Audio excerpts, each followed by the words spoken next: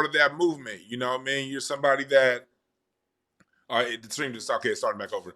You're somebody that's always been true to what it is, giving your opinion.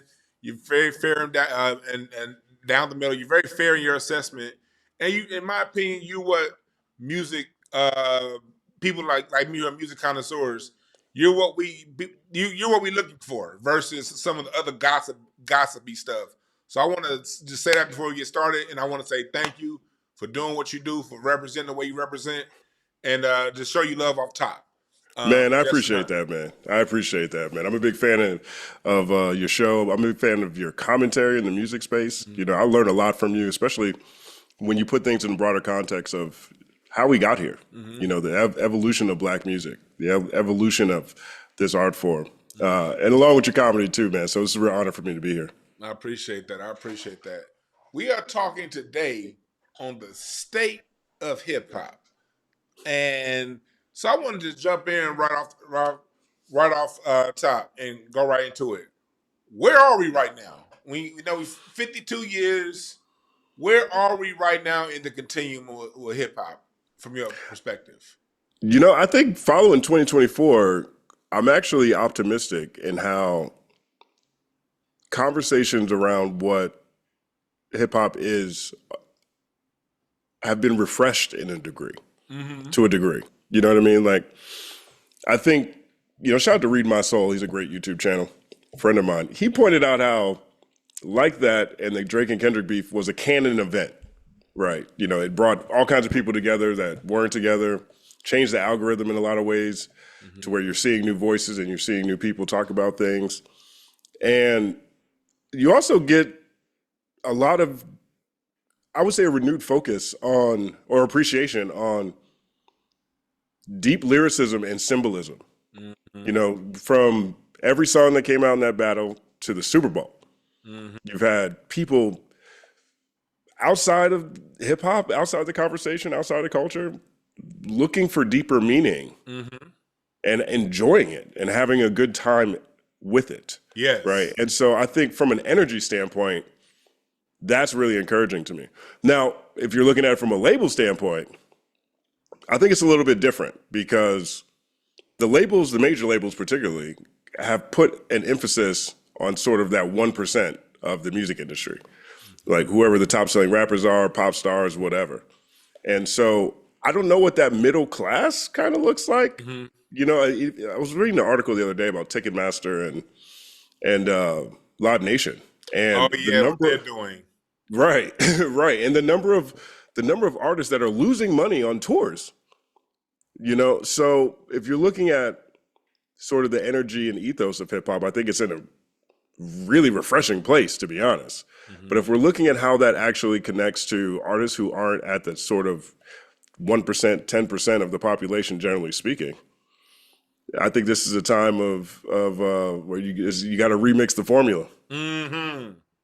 Yeah. That's a good way of putting it, remix the formula, because like you said, that whole Live Nation thing, to me, like, you know, one of my missions here is to really talk about, you know, where we are in music and where we went wrong and how we need to get it together. And right now, we're at a state to where, you know, everything has been like basically taken over. You know, there's no more real independent space. And I say it started, you know, really back in the 70s when they started buying up a lot of stuff. But again, for hip hop funk went through in the mid 90s when all the independent labels started getting bought up one by one. You know, all these things happened. And then the 1996 Telecommunications Act, when they got rid of basically independent on radio. So now the radio station is no longer beholden to the listener, so they can play whatever corporate nonsense they want because the same corporations own all 5 radio stations in the city. You know, right. And so all of these things, and that's where we've been on radio. But now with this whole Ticketmaster Live Nation thing, we're like that with concerts now too. Right. I mean, and it connects to just the macro of America at this point in time. You know, we are in an oligarchical, very corporatized environment. I mean, how many banks are there really?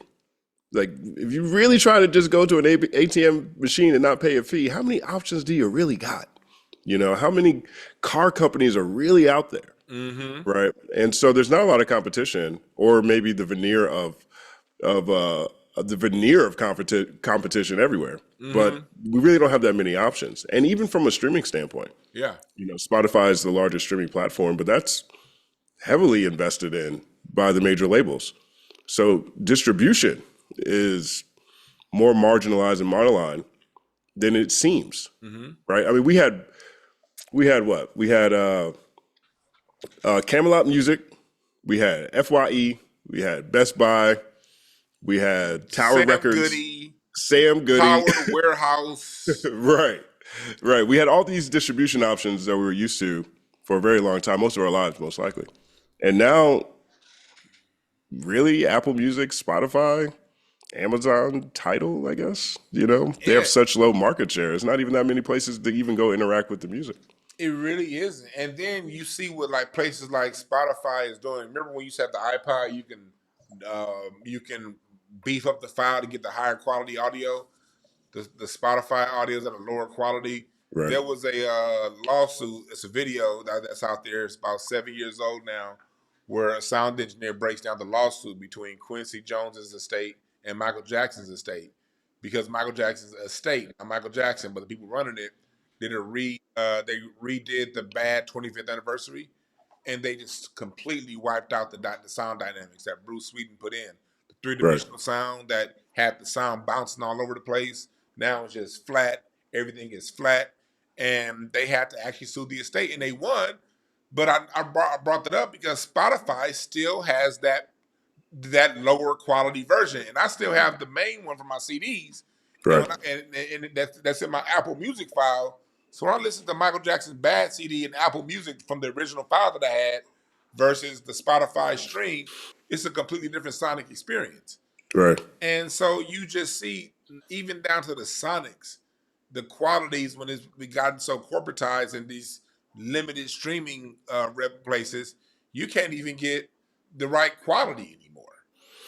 I mean, that's one of the things that I think they're trying to do better with that. I'm not sure about Spotify, but I do hear about they have this on Apple Music. What is it? The Apple Dolby, has that 360. Yeah. I'm primarily Apple on my. That's what I use. I mean, I look at Spotify for the charts more than anything else. But like, I'm an Apple Music guy. I got an iPhone. Yeah. Just make it as easy as possible for me. I got an iHome, Siri everywhere I go. You know what I mean? Yeah. So, but that's what I mean. I think that even the technology around all of this, around music now, is its own ecosystem. Yeah. You know, you follow playlists. Yeah. Your friends are on certain platforms. You follow their playlists. You know, so there is a social connection, a social aspect to streaming now, and It is. you know, I think that's the ease of use has put us in the position where we have to compromise a lot. and now there's a generation that doesn't know the difference. Yeah. Maybe two generations that don't really know the difference. Yeah. And along with that, not having the attention span to get through a full album and see it as a project, you know? And a lot of that really, to me, came to a head this past year with the Kendrick Drake beef. To me, what I saw was, and I want your opinion on this, you saw it's like one class of people who are really into like more so music and what music really is, and another class that are just into the charts and what's popular, and they're going to listen to what's popular. And I think a lot of that was underlying the difference in philosophies between the two different crowds, and we've seen it come to a head with this Kendrick and Drake beef. Have you noticed something similar or? 100%. I mean, you know, Drake is a pop star, and one of the biggest pop stars of all time. And so there's a lot of fans who interact with his music away from just his albums necessarily, but more so through the success of so many different songs that he has. And, you know, shout out to Anthony Fantano and Torre and William Ketchum. We actually talked about this yesterday when we were looking at whether the album review is relevant in 2025. Right, it's clearly playlist culture that's dominating everything. You know, I like this new Playboi Carti album. It's been holding me down in the gym all week, but it is just songs. Yeah. It is 30 songs. I think maybe Good Credit's the only kind of interlude that's in there. That's the Kendrick song, but it's 30 songs. Yeah. It's made like a playlist. And if you look at Drake, for example, he's kind of been in playlist mode since More Life, which was a playlist. He marketed it as a playlist. It wasn't an album. Yeah.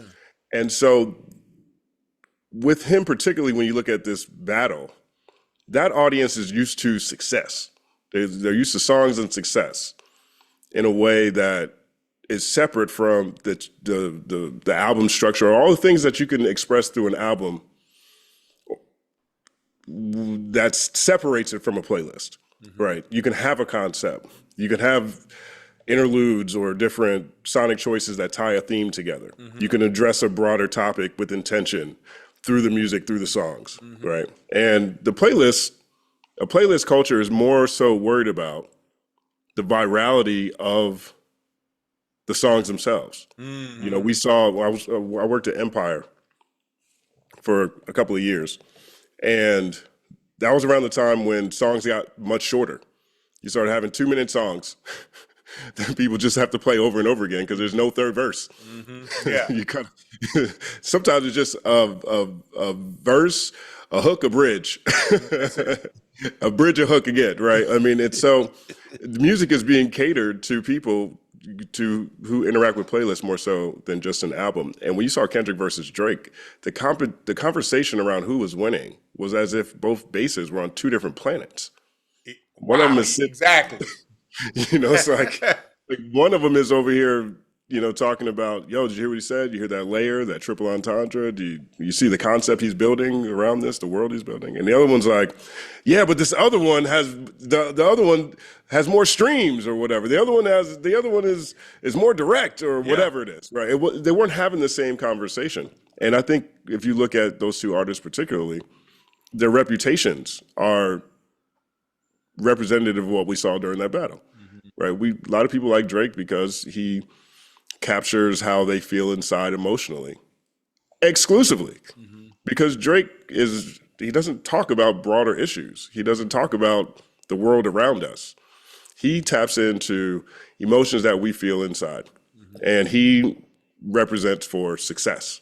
And his songs are successful, and so people interact with him in more of a pop setting or a party setting exclusively, or maybe how I personally feel about me or my ops or my enemy or my ex-girlfriend or whatever, and how they did me wrong. You know what I'm saying? Like, it's totally different than all the various experiences you get from a Kendrick Lamar project. It's funny and you we say saw that. how they reflect to it, because it was like when you go back to Euphoria, when Kendrick warned him, this can be a friendly fade. Like Kendrick lyrically said, like, this could be cool. Like, this, you don't have to go there. Just don't bring up stuff, and I won't bring up stuff.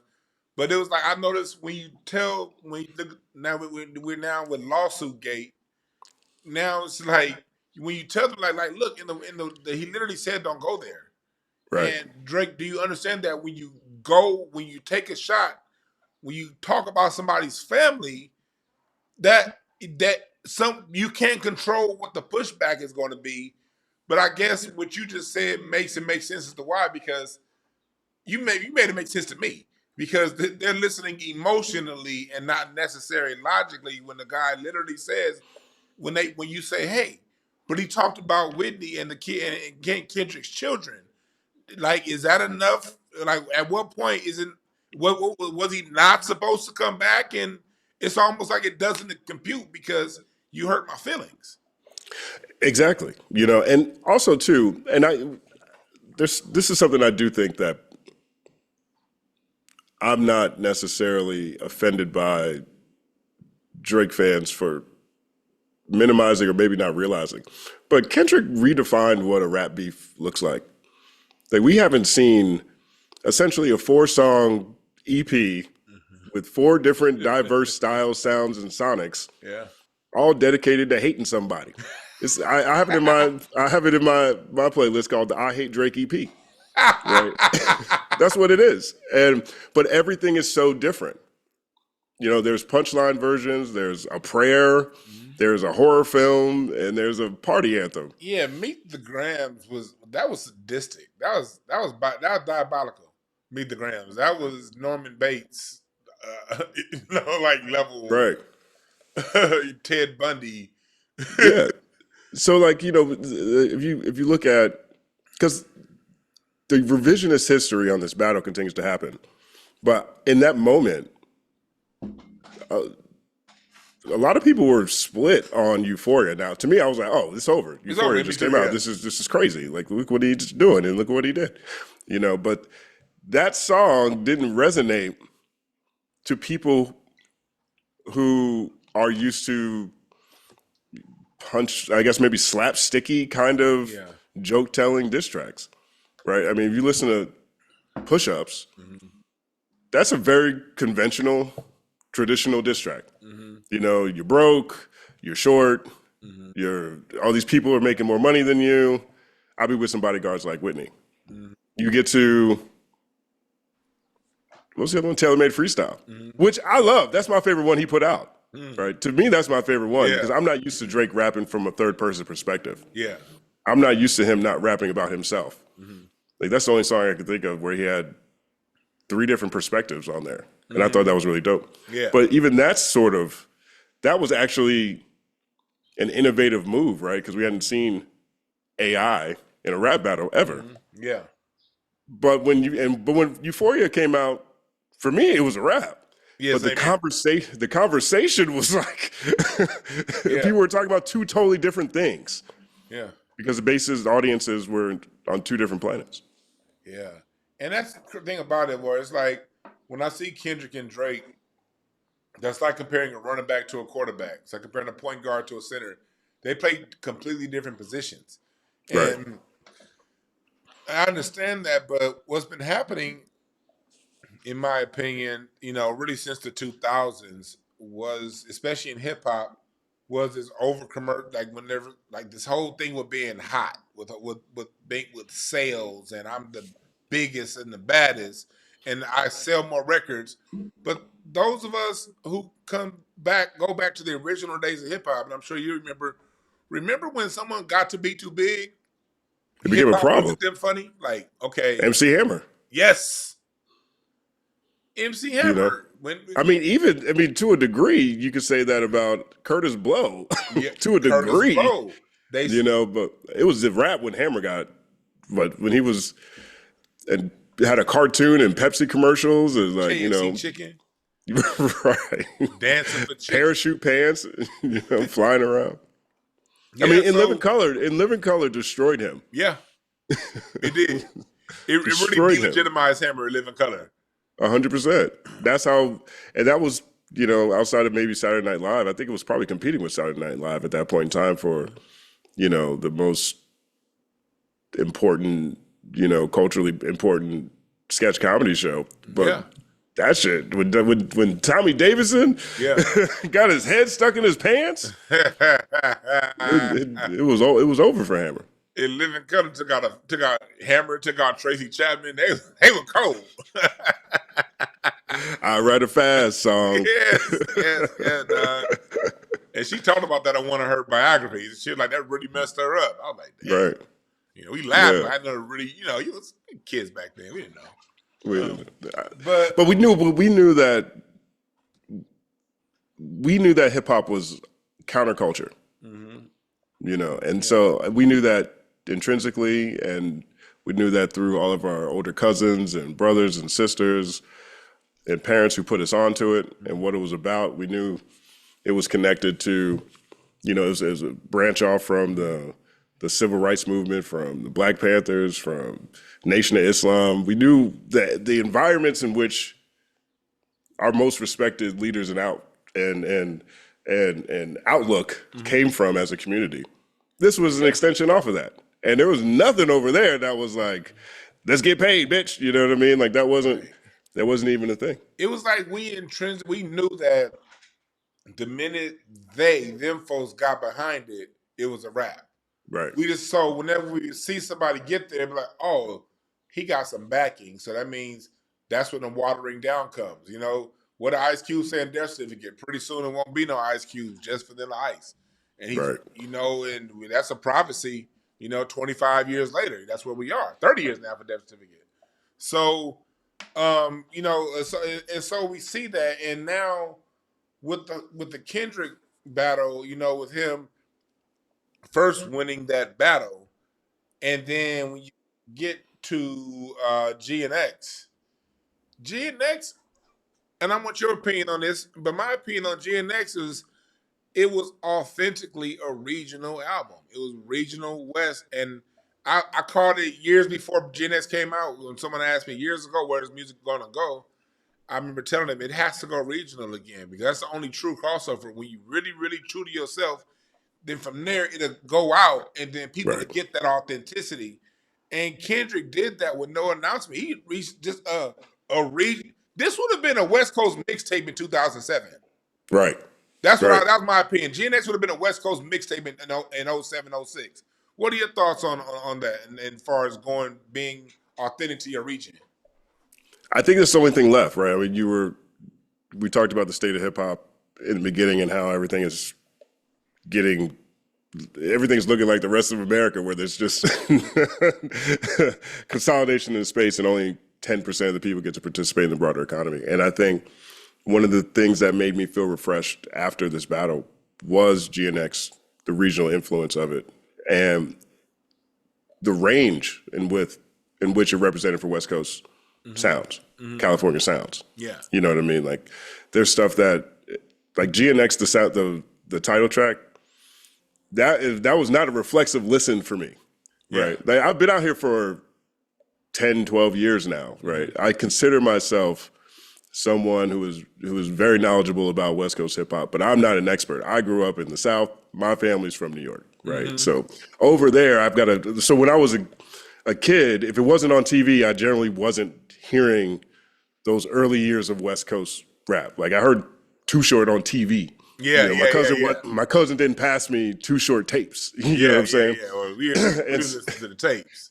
Right. Yeah. So, but like GNX is one of those tracks that once you feel it, once you get it, it hits you differently.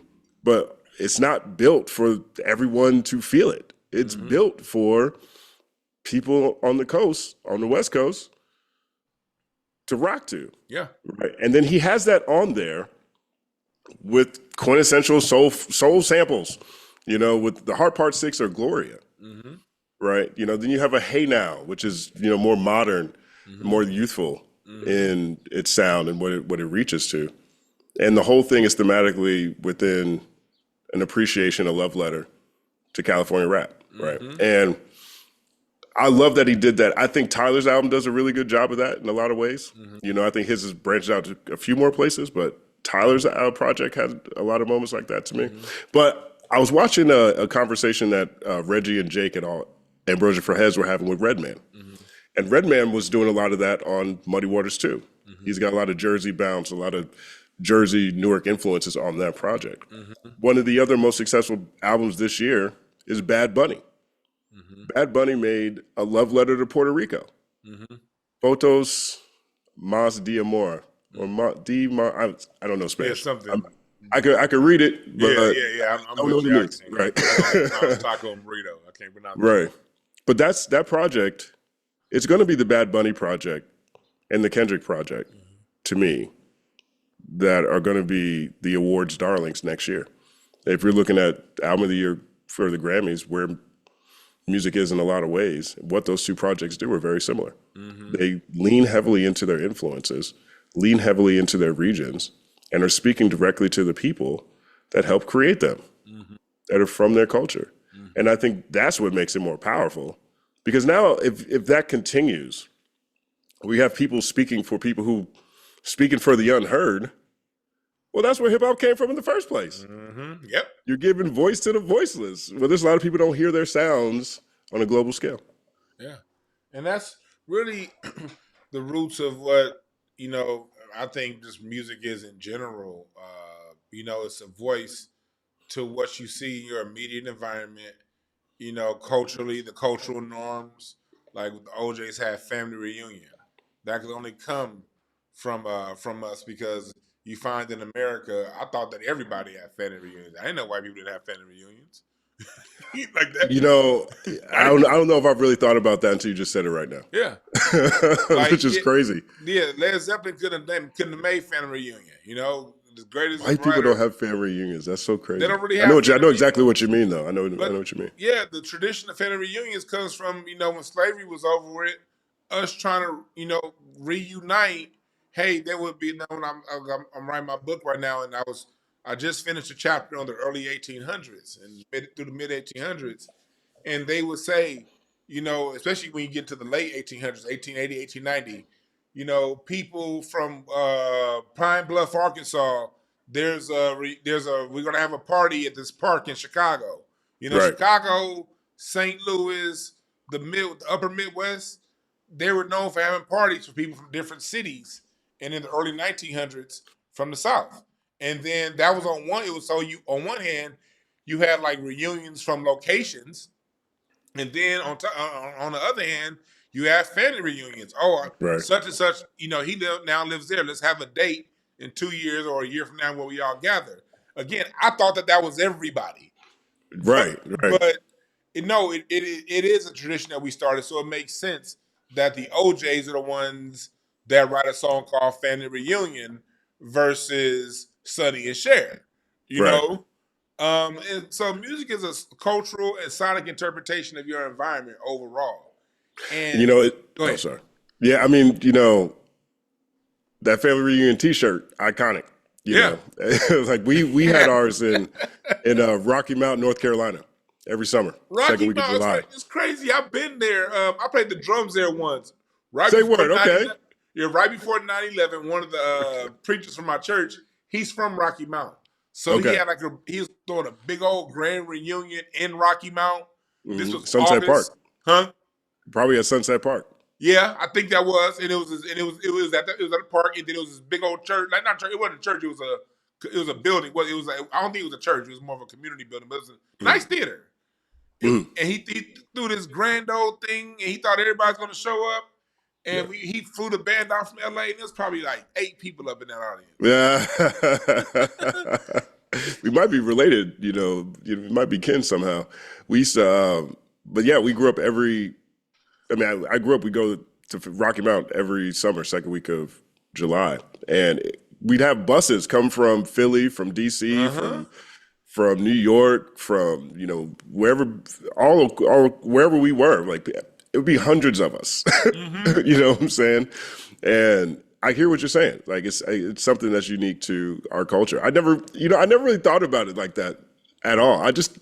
I think maybe I just thought everybody did that. Yeah, I didn't really think about it as much. One day I was cracking a joke. Like, I was cracking jokes on stage. I'm like, and it was in front of a white audience. I said, do white people have family reunions? And the black people laugh, and the white people were like, what's a family reunion? And I could look at the audience. I was like, oh, y'all don't have family reunions. And everybody fell out laughing. And oh, wow. And it was just like, oh, okay. I'm not saying it's 100%, but I'm saying more of it's not a cultural norm like it is for us. Right. Right. Yeah, so, they might gather for the holidays or something like that. Yeah. Something like that. That'll happen. But a picnic down south when it's hot and mosquitoes everywhere. Right. Running around barefoot. Yeah. So, yeah, that's cool. So, I want to know now, when it comes to the music, how did you get started? Like, how did you get into? Because I think it's so dope and important that we write our own stories. How did you get into this, to telling the story of hip hop? I mean, hip hop's always been in my household. My parents were really into music. My parents, they were feeding me Fat Boys records and Cool Mo D tapes. They were playing. That's dope. Yeah, my parents were giving it to me. They were like, I ain't right, but because they liked it. You know what I mean? Like they were playing Afrika Bambaataa in the house. They were playing Curtis Blow in the house. But I had an older cousin. I have an older cousin, my cousin Shah, and he was my Jedi master. He was the one when I was 2, 3, 4, 5, 6 years old, telling me everything cool in the world. It was Star Wars, it was Marvel, it was rap, it was Nintendo. Those were the holy grail of everything dope, right? Yeah. And so he was an MC himself. Both my parents are from Brooklyn. We spent a lot of time in Brooklyn. And so he was an MC in Brooklyn at that point in time in New York City. Mm-hmm. And so I'm hanging with him. I'm also hanging with all the other members of his crew. Everybody was just hip hop, right? So that's always been my lens. And, you grow up, you go to school, you go to middle school, you high school, music comes out, you're into it, but you don't. I'm not necessarily thinking about a career in it at that point in time. It was just part of my DNA, right? And I studied abroad in Amsterdam, and in Amsterdam, I took an art history class, and the art history professor said, you know, if you're really into art history, you should take a painting class because that way you'll understand how difficult it is to paint perspective like Rembrandt or motion like Vermeer, right? Now, I wasn't into art history, but I was into hip hop. So I was like, all right, you know what? I am missing that aspect of it. So I started writing rhymes. So I spent like 2 years writing rhymes. I spent 2 years trying to break dance. I got a helicopter that never got off the ground. You know, like I got a terrible tag, you know what I mean? But those were my first experiences really becoming a practitioner or like seeing what it felt like to take my appreciation to the next level.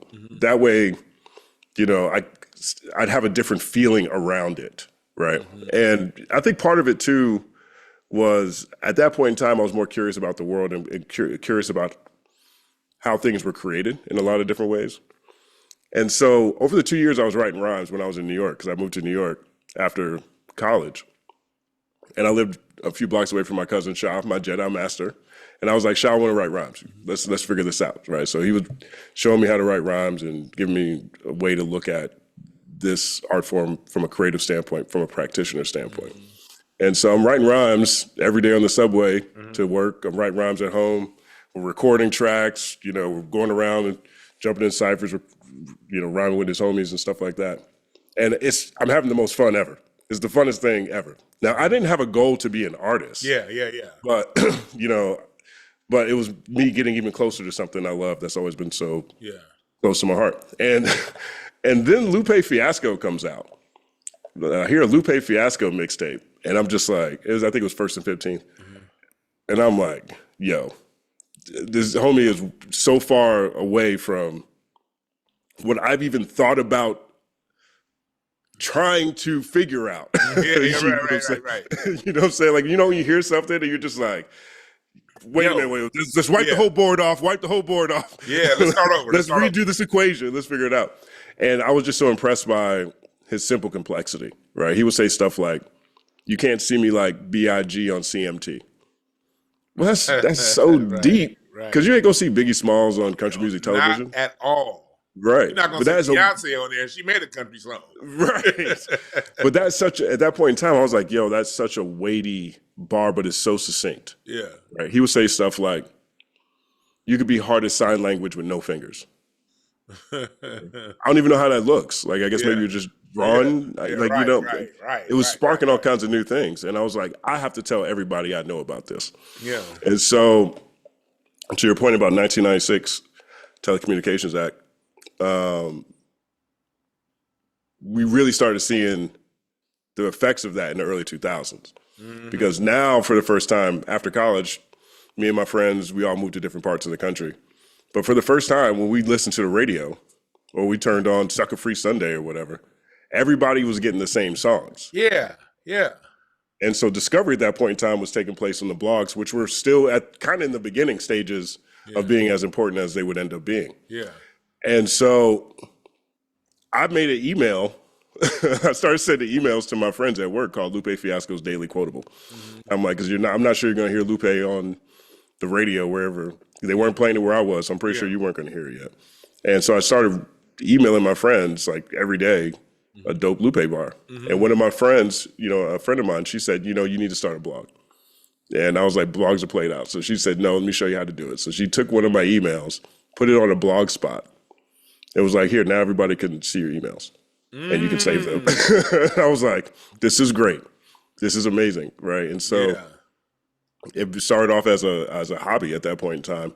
And after about 2 years or so, I got to the point where the stuff I started benchmarking what I was writing to what I was reading.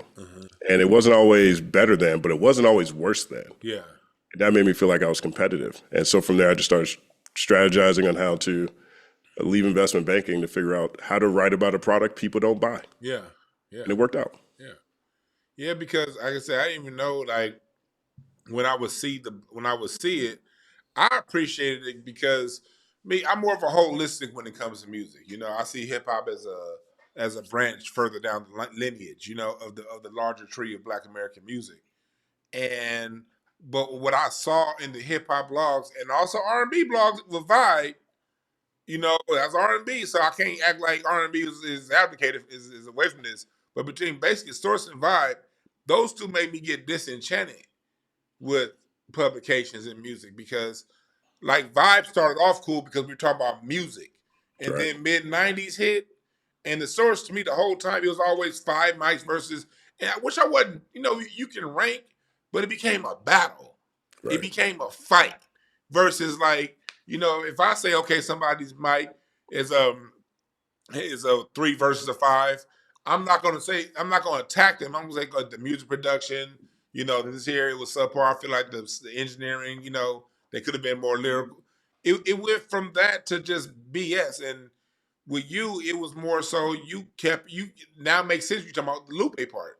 Right. You talked about the music. So it's like, oh, I could read this one. Word up. I appreciate that. I appreciate that. Yeah. I look at it, I think the job we have is to provide context and to contextualize the culture for ourselves, to document it for ourselves and people who are interested in hip hop and what's happening in rap music or R&B or Black music, Black culture. Yeah. But also, that is reading, the early days of the Source, reading Rolling Stone, reading comic books. I mean, I'm a lover of words and communication, just generally speaking. Mm-hmm. And it was reading certain profile pieces on certain artists that brought me into that artist's world and outlook when it came to hip hop, which I cared about. Mm-hmm. And those are the things that truly drove discovery for me. Yeah. Like, like I before, like there's certain songs you would see that you just really loved on the box or whatever you're watching. But then when you saw that,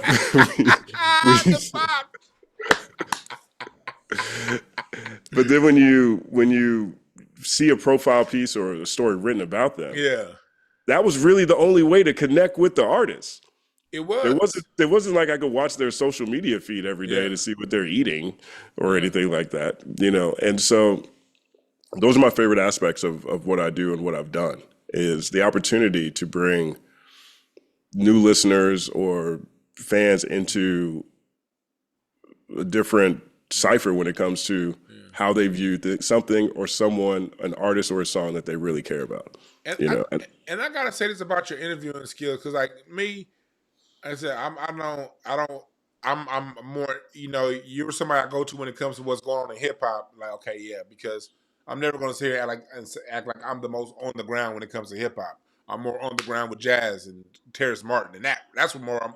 So you kind of somebody I go to for the on the ground report. And I gotta say this: when you interview with a DJ Head, right? And I didn't know, like I heard this stuff and everything, but I didn't understand how intelligent that brother was. He's a maven. Yeah, he's a that maven. dude right there. When I saw him talking with you about different things, it was just like, this dude here is a genius. Right. You know what I mean? Right. And you did a good job, and you not just for him, but other artists are really showing like as a listener, being able to see like, oh, there's more to this, because most people are like, so on this album you had 235,000 streams and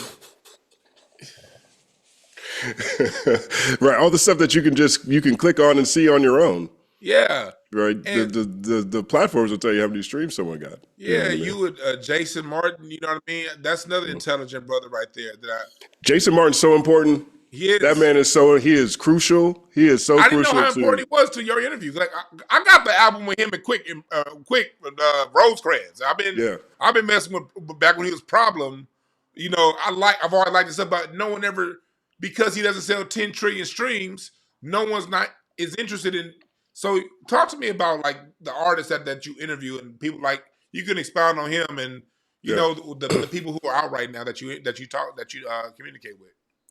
For a long time, my goal was to interview the big names like everybody else. And I've interviewed a number of very known large artists, of course. But I started realizing that the real story was always either the people next to them or the people that they collaborated Yes. with.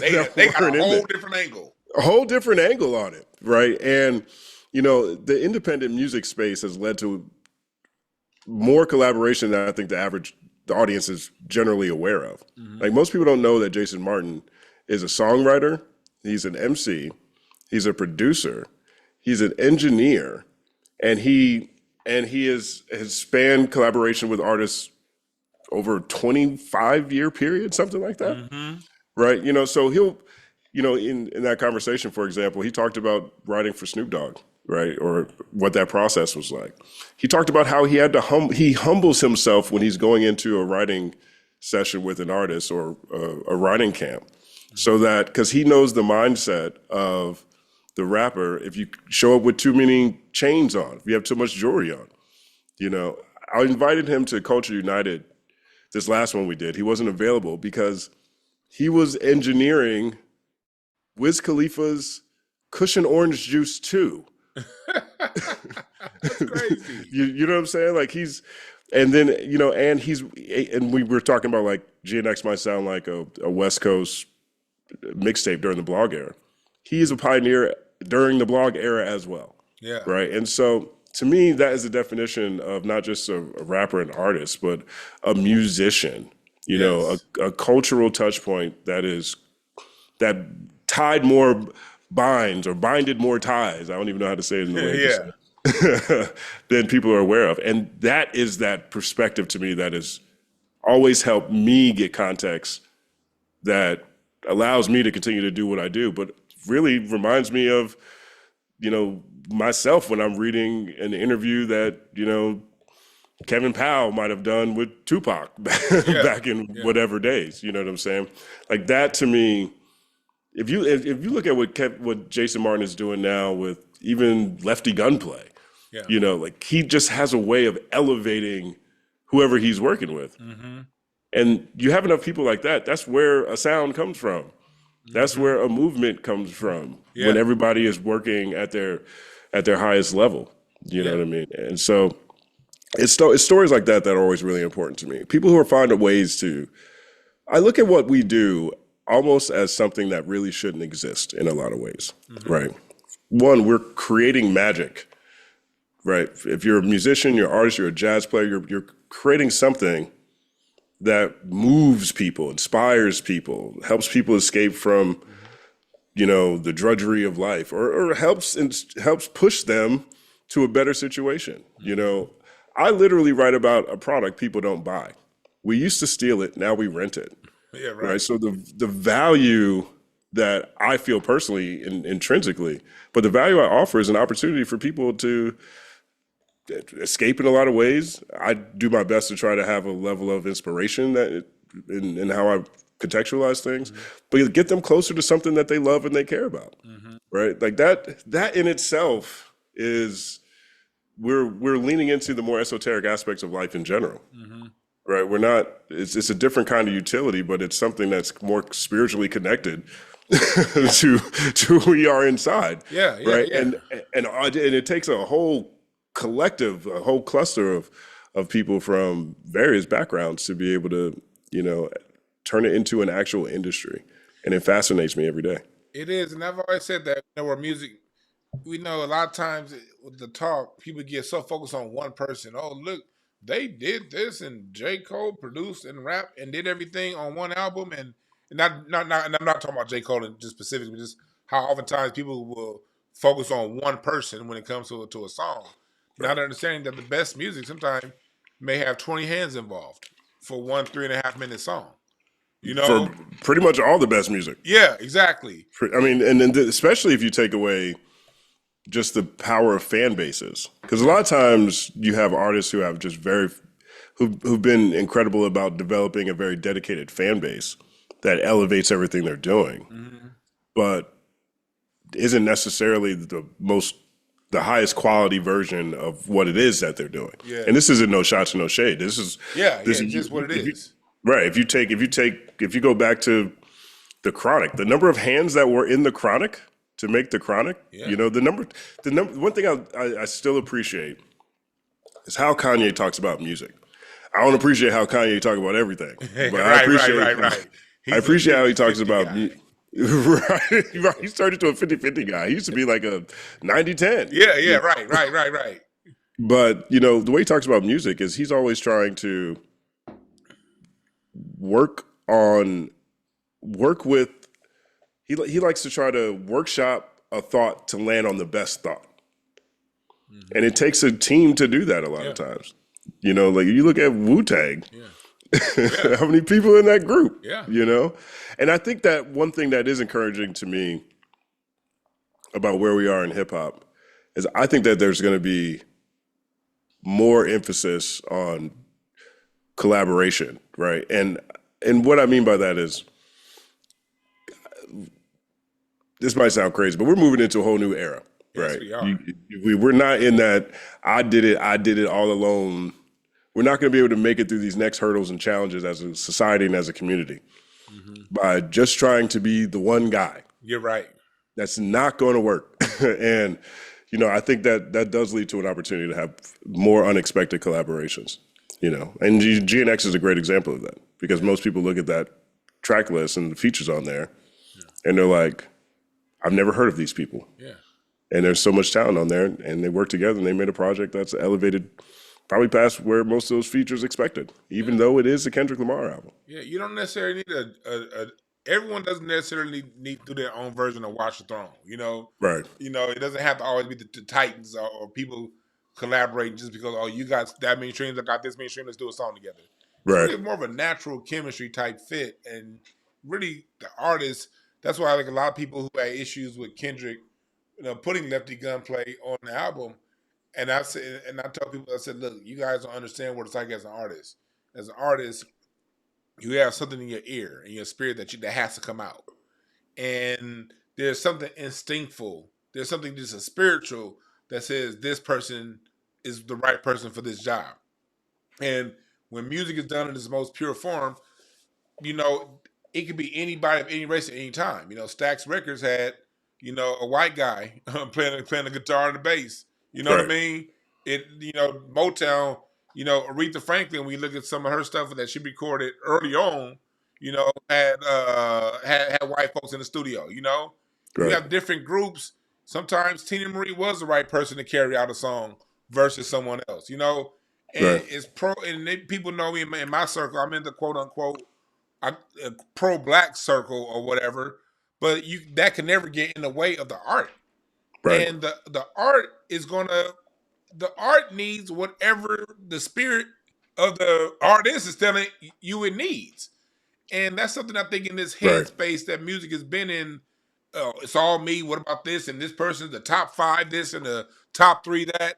It's taken away from the pure artistry that exists. Talk to me about that as far as like him choosing a Lefty Gunplay and that kind of collaboration and that kind of stuff where you see it going. I mean, well, you know, from a Kendrick standpoint, he also has his own imprint now. Yeah. Right. So I think they're going to be signing artists. I can't imagine them not doing that, you know, going forward. Mm-hmm. But one thing I don't necessarily look at GNX as unique to Kendrick doing that. Mm-hmm. It's unique at scale. Yeah. Right. I mean, he had 9 people. Unique. It's unique at scale, yeah. Yeah, it's unique at scale. Yeah. Like, that's 9 people. But I mean, I look at that album. That album looks like it was modeled after 7 Day Theory, Machiavelli album. Mm-hmm. You know, it's same number of tracks. It's both 12 tracks long. You know, Me and My Girlfriend is about Pac's gun. Gloria is about his pen. Whacked Out Murals is like Bomb First, you know, or Against All Odds. You know, To Live and Die in LA is like Dodger Blue. Mm-hmm. You know, they're similar positions in their, you know, career. Pocket just left. Kendrick just left TDE. Pocket, you know, or Dre had just left Death Row.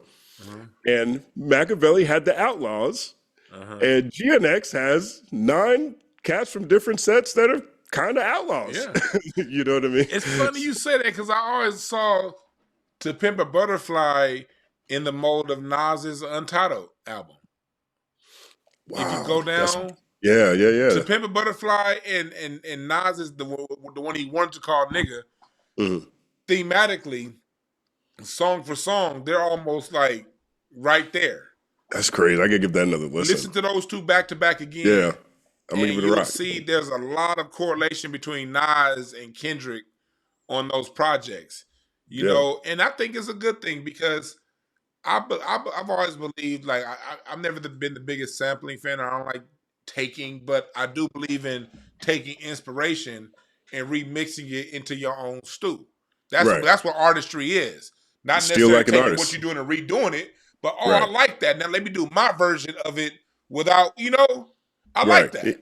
I mean, there's a artist. There's a great book by Alex Cleon. It's Kleon. It's called Still Like an Artist, Mm-hmm. and it talks about how all the best artists study all their influences or whatever they're into, Mm-hmm. and then through that process, it brings you take out different influences and things from different influences, and now you have a brand new style. Mm-hmm. That's how you get to a new style Mm-hmm. by doing everything you can, studying as hard as you can, learning as much as you can, and then all of your influences sort of come together. That's not the same thing as biting. It's not the same thing as biting. What Parliament says is the foundation for inspiration is the motivation. What motivates you is what's going to inspire you, Right. and then you find your own words.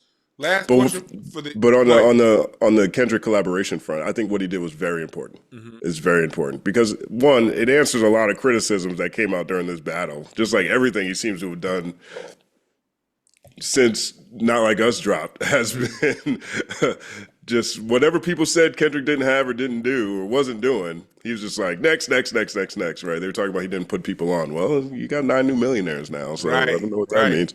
But I think also it's really important for all of us. I mean, not even just artists, but generally speaking, all of us who have influence in any capacity to put people in positions that so that they can carry on tradition. Mm-hmm. And I'm very focused on that now. Like I spend a lot of time with young writers, young YouTubers, young creatives, just being an advocate and an ear, Yeah, for them. And maybe I'll talk about them on my channel or whatever it is. But and Kendrick did that. yeah. And like it's we're at the point now because of the state of hip hop and where hip hop has been. We need to have people who have a similar appreciation, have a dedication to the broader culture Mm-hmm. in order for the culture to survive. Yeah, And we're coming out of an era. We're at a point right now where rap music is way bigger than hip hop. It's just way bigger, yeah, right? You can rap and you're not hip hop. yeah. Right, There's a right. so Jack we need to Harlow's have rap, but he tries to rap, but they hip hop. right. There's a lot of people even back in the day. What's that song? The Devil Goes Down to Georgia. Yeah. Devil Goes Down to Georgia. He's rapping. I always thought that song by the Motley Crue, "Take Me Home." That's when Right. he's rapping. He's almost Right. rapping on that. Yeah. Right. Even then, that's what the 90s, 80s. It's the '80s, I think. That was 80s, yeah. Yeah. And he's flowing. Right. It ain't hip hop, but he Yeah. rapping. Right. Right. Like you don't have to be a rapper to be hip hop. Yeah. But just because you rap it don't make you hip hop either. Right. Even if they shove it in your playlist or say it's part of the genre. And we need people who can carry on the things that are important to us, just generally speaking in life. And I think the voices he put on GNX, he did a lot for them personally. But there's no way you can be a part of a project like that or be around a group of creatives like that and not soak up some sincere game. Yeah. And Kendrick just stayed dropping perspective since we first heard him. Cool. I got 3 more questions. This last question is gonna be for YouTube. YouTube, if you want to get the other last 2 questions, you gotta join the Patreon. But I have 3 last questions. This is the first one I'm gonna keep on YouTube. Well, we talking about West Coast. Now you see these things happening here on the West Coast with the whole RICO charges.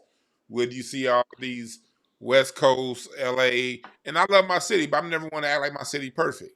Right. You seeing all these blogs, these gangster blogs going down, and you see what's happening right here. Talk to me about, what do you think is there a larger play that you see going on with when you see not just LA, Dallas, Yellow Beezy Right. and Atlanta with YSL. You sort of see this thing where these people who, the way I look at it is, these are street folks that just happen to rap. Right. That's how I don't look at them as rap or hip hop first at all. That's what I wanted to know, your perspective on what you see all that's going on. I mean, I think it's really sad. Two, this is a complete shift from the criminal underworld I grew up with. The cousins and family members I have and friends I've had who were into things like that. The last thing they wanted to do was be recorded. Right. They were not trying to be recorded at all. So that's totally different. They didn't want to be in the damn wasn't Kodak. Well, what the pictures would that come out was those Polaroid. They didn't want to be in a Polaroid. Right. The other side too, I think this is a spillover from social media in a lot of ways. Right. People get a lot of these same cats. We could say specifically with some of these cats, but generally speaking, people have no problem putting their lives on social media in a way that they weren't doing when social media first showed up. And so there used to be, a semblance of privacy that people still like to maintain in their lives. And I'm not sure that's the same anymore. Now all of this is under the banner of wanting to be famous. Like rappers used to want to be ball players want to be rappers. Well, now everybody want to be a streamer. Everybody wants to be able to have an impact through the microphone, or through their conversation. Everybody wants to be seen. You get seen, your views get up. Your views get up, you get more money, right? So there is even a financial connection to it.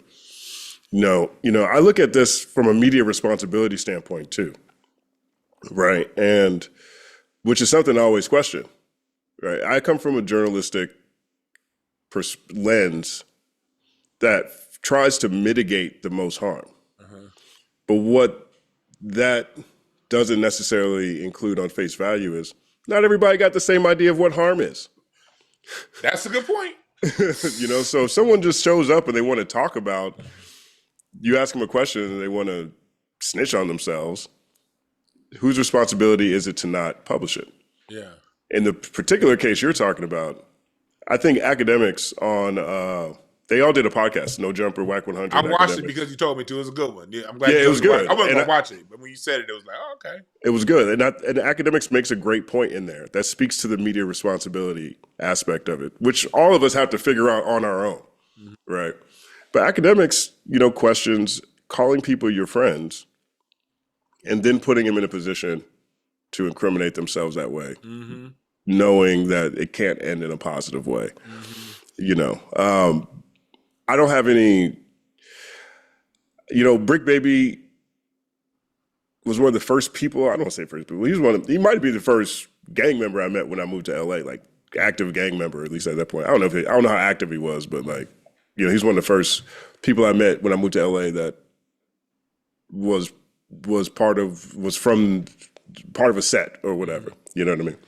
And always been real cool. And so I sent nothing but positive energy to him, I think it's really unfortunate. But more than anything else, man, people gotta stop talking on these microphones. How about this? I'll say this, because maybe I'm looking at this from an angle that I don't always, that leaves out a lot of things I consider all the time. And I also think that in our community, we have a lot of people who are institutionalized, who don't look at these things as being bad situations. That's true. So my uncle did 32 years in prison, right? And it wasn't a miscarriage of justice, right? He did it. Yeah. But he went through a lot of experiences and emotions when he was inside, and he would talk about them quite a bit. And he knew a lot of people from outside who went inside with him, and then they got out, and then they went back in, and they got back out, and they went back in. And a lot of times the psychology of those experiences, you feel more comfortable inside than having to deal with the responsibility of the freedoms that are outside. Now, I'm not saying that that's necessarily anybody Yeah. in this case, but I think our community has a lot of that. And I think that it extends past just the criminal element. I think there's a lot of things that we're just kind of used to that restrict us to some degree. Yeah. And that keeps us, looking at broader opportunities that might actually be better for us. Yeah. That's the way it leaves greater confinement. You're right about that. And for those of you on YouTube, if you want to see the extended, thank y'all. We out of here on YouTube. For those of you who want to see the extended version, be a member or join the Patreon. I'll see y'all later. Now, back Thanks. to also YouTube. Make sure that you get your intellectual power. Rizza Islam, this is his thing. 10% off with the product code D Brown. Peace pads. Make sure you get your peace pads for the ladies, and make sure Rizza has an event May 3rd in Compton on reproductive health. So I'll need you guys to join that. So make sure you get your intellectual power. Okay. Thank y'all for joining. Shout out to Rizza. I've never met him before, man, but